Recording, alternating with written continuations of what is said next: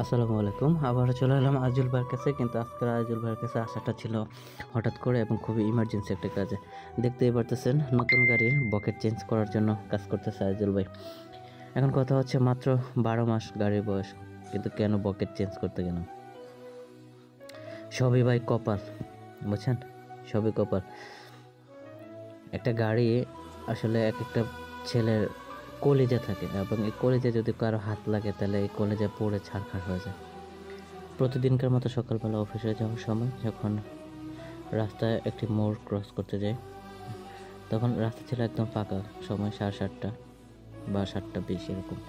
এই ফাঁকা অবস্থায় ফাঁকা রাস্তার মোড়ে আমি কোনো কিছু বুঝে ওঠার আগে আমার মিটার তখন আমার খেয়াল আছে সর্বোচ্চ আবার ১৫ কিংবা ১৩ এরকম আমার স্পিড।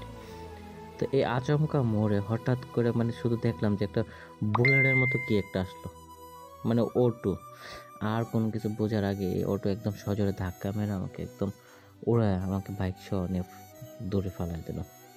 তো কোনো কিছু বুঝে ওঠার আগে ওই অটোওয়ালা ড্রাইভার আরও আশেপাশের লোকজনকে ধরলো। তখন ড্রাইভার বারবার সরি বলতেছে। এখন সরি বলতেছে, আমি তাকে বললাম যে এটা কোনো কাজ হলো? দেখেন কী অবস্থা করছে। গাড়িতে ক্র্যাশ ফেলা দিছে কিছু, কিছু জায়গায়। তখন ও বলতেছিল যে ওর অটো নাকি ব্রেক ফেল করছিল। তো আসলে কি বলবো?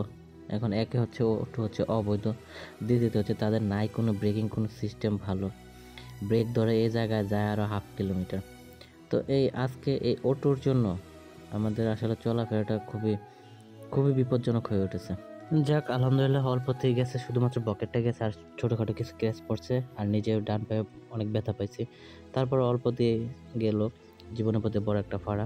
আব্বা সবসময় বলে তুমি সতর্ক থাকবে, কিন্তু যে তোমাকে লাগাই দেবে সে তো সতর্ক না। তো বি কেয়ারফুল, ভালো থাকবেন।